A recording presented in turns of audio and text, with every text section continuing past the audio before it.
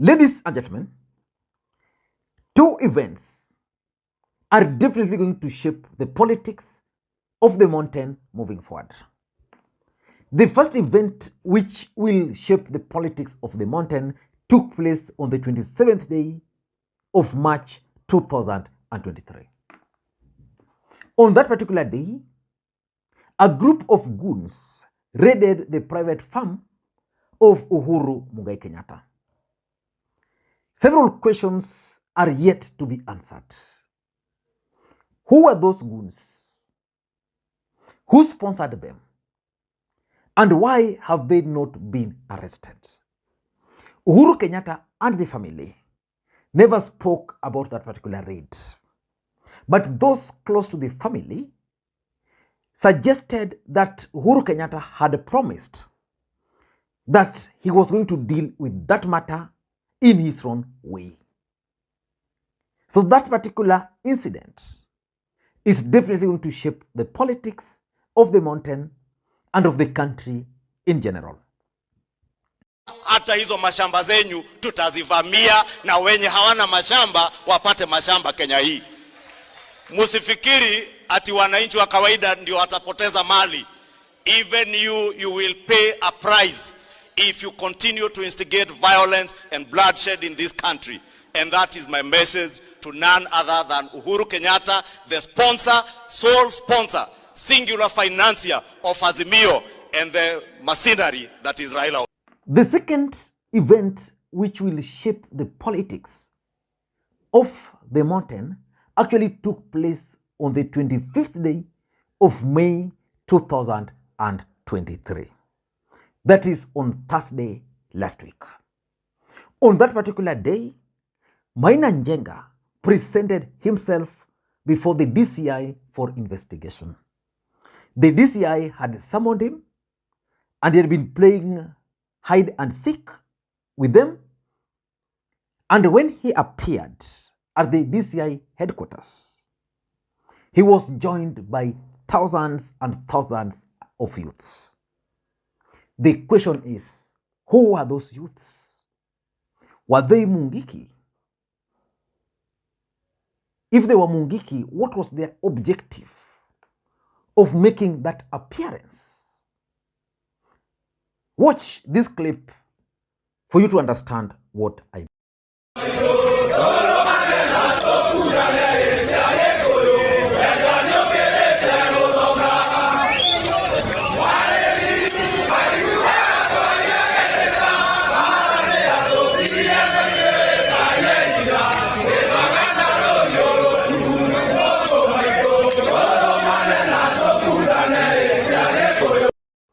Now, those two events will definitely shape the politics of the mountain. From the moment those two events took place, the Deputy President Rigathi Gachagua has not known peace. From Thursday last week, Kenya Kwanza have not known peace. They've been talking about Maina Jenga and then they've been talking about Mungiki. For those who follow this particular channel, when I started talking about Maina Jenga, most of you guys dismissed me and suggested that Maina Jenga is not a factor in the mountain. On Sunday, Rigathi Gachagua spoke about Maina Jenga and his group. Listen to him. Had your fear and concern, and genuinely so, about the revival of that criminal gang.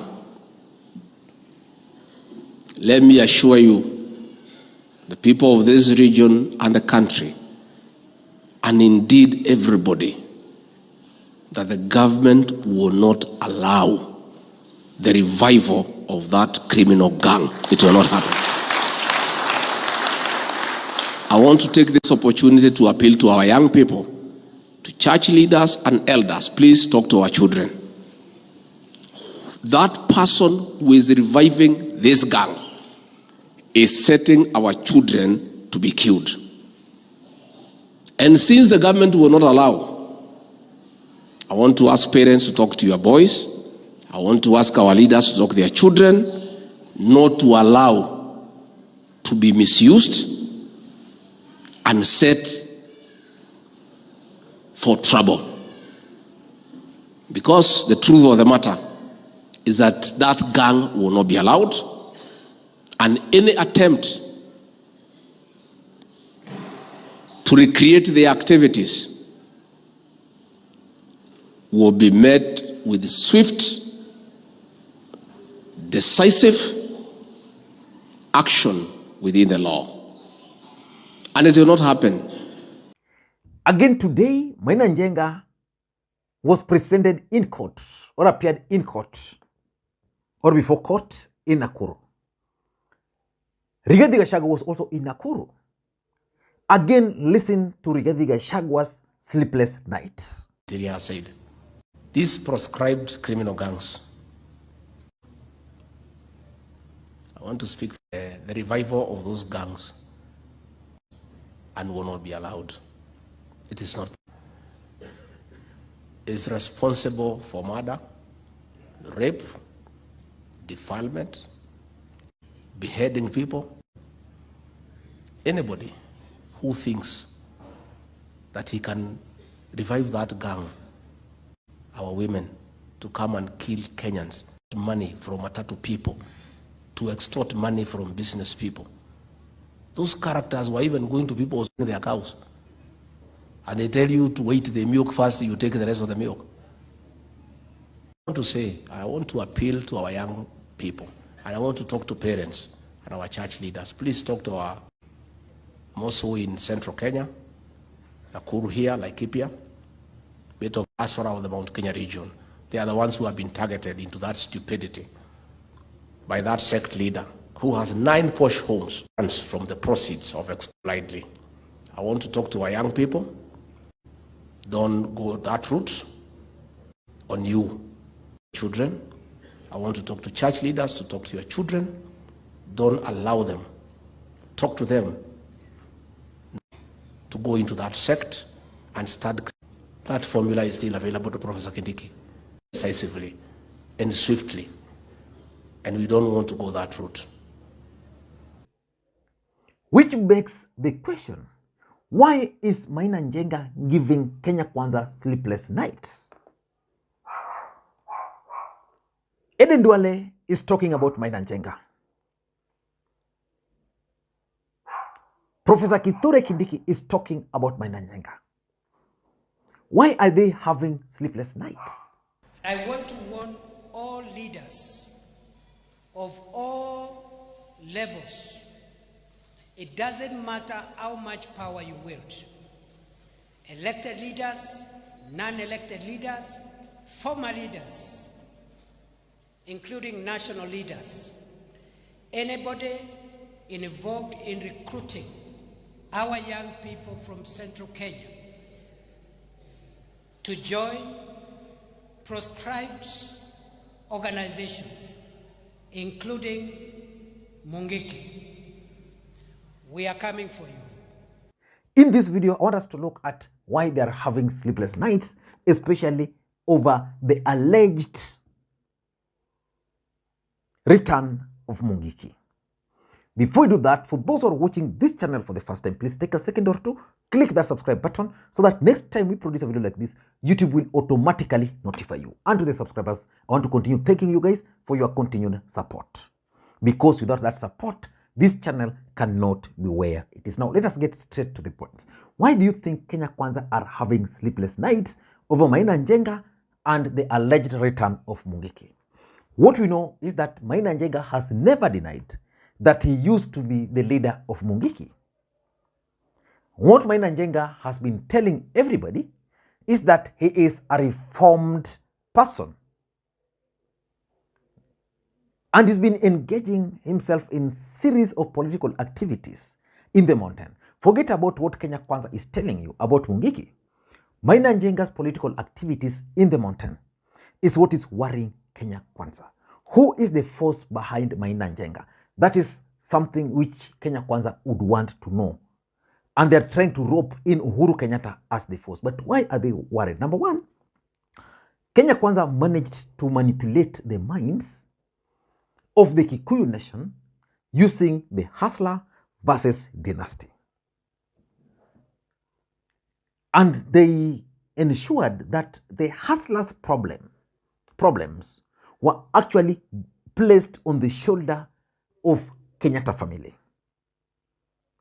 And that's why when that particular raid on Kenyatta family's farm happened, they celebrated. But now they are crying because the same youths are the ones who are now coming out to defend Maina Jenga. So let's face it, the hustler narrative will no longer be sustained as long as the hustlers are with Maina Jenga and are opposing this government. As long as Uhuru Kenyatta is not on the picture or in the picture. So the fact that these guys are losing the hustler narrative is something they don't want to perform. So that's number one, the biggest challenge. The second challenge they are faced with is that particular raid on Uhuru Kenyatta's farm. You know, these guys raided Uhuru Kenyatta's farm using youths, organized youths. Who are these youths? They know them. Who are the current youths joining Maina Jenga? They know them. And they know that when it comes to Mungiki, Uhuru is a better player. Because Uhuru Kenyatta's rise within the mountain is actually attributed to the 2007 post-election violence, where he emerged very strongly as a defender of the Kikuyu. Remember, during that particular time, Mungiki was accused at the ICC of organizing retaliatory attacks. So they know that. And they can't accuse these people because just the other day, Kenyans saw them using youths, groups of youth who they've refused to identify up to now, to attack Uhuru Kenyatta's farm. The other reason why they are worried is because as long as they will be branding these youths as Mungiki, they will be reminded that those youths are just mere poor Kikuyus. They're not dynasties. So you either have dynasties, then you have hustlers. But now when you go to hustlers and you brand them Mungiki, then it means the hustler narrative is dead. So any attempt to attack this group would mean you are branding the Kikuyu youth as Mungiki, something which has been traditionally used to profile the poor Kikuyus. And they'll be taken back to the Mau Mau, who are also profiled at that particular time. So politics is very interesting for me. So that's why they're worried. Number 4 or 3 is it, the fear of Uhuru Kenyatta. These guys are scared of Uhuru Kenyatta. Uhuru Kenyatta is not talking, but things are moving. They are taking the party. Uhuru Kenyatta is letting them have the party. He has revived a new movement according to them. Remember, Uhuru Kenyatta is a former president. He has the money. He can do whatever he wants. But he's silent. So right now, anything happening is Uhuru Kenyatta. Be it Raila Odinga organizing Azimio rallies, it's Uhuru Kenyatta. Be it members of parliament opposing the increase in tax, it's Uhuru Kenyatta. So there's that fear of Uhuru Kenyatta. And that's why when individuals are working hard, like Maina Jenga, to just emerge, then they are branded as projects of Uhuru Kenyatta, just because of the fear. Number 5 is Azimio demonstrations. There is strong fear in the mountain and in Kenya Kwanza that should Azimio organize demonstrations and with the support of Maina Jenga, there's a chance that the demos might actually happen in certain places in the mountain. And that's something which these guys would not want. They believe that with Maina Jenga and this group, Azimio rallies would be full they'll give Uhuru Kenyatta that opportunity to reinvent himself. And lastly, remember how William Ruto managed to capture the Kikuyu nation. He captured the youths. He promised the youth jobs. He told the youth that their problems was Uhuru Kenyatta. Because he's now unable to deliver on those promises, he's scared that this voting bloc might be drifting away. And the person leading that is Maina Jenga, who is alleged Mungiki leader. So these guys will be planning to arrest Maina Jenga. The only thing they fear is the aftermath. But I can assure you, based on Kenya Kwanza and the way they normally operate, take this to the bank. If these guys could organize goons to attack people in Nairobi, there is nothing which will stop them from organizing certain goons to start attacking people in the mountain just to portray Maina Jenga as the force behind it. So my advice to Maina Jenga, be very careful, man. These guys will be plotting against you. I don't know what you think. That's my take. Thank you guys, and may you have a good day. Bye-bye.